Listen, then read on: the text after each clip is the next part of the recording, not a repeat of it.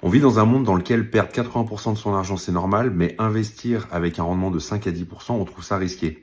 Expliquez-moi la logique. Tous les jours, il y a des millions de gens qui vont dépenser des centaines de milliers, des dizaines de milliers d'euros pour acheter des fringues, des smartphones, des consoles de jeux, des télés, des bagnoles.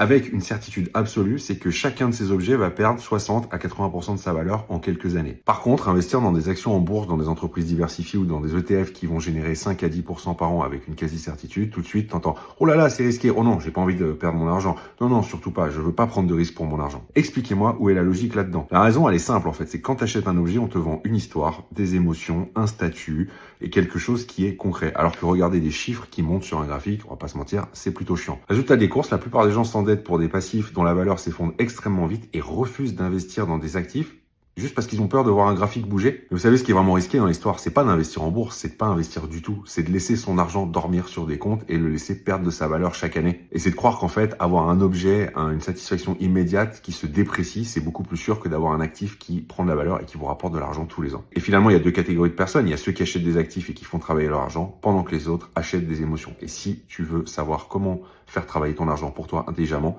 télécharge mon ebook, c'est cadeau, le lien est dans la bio.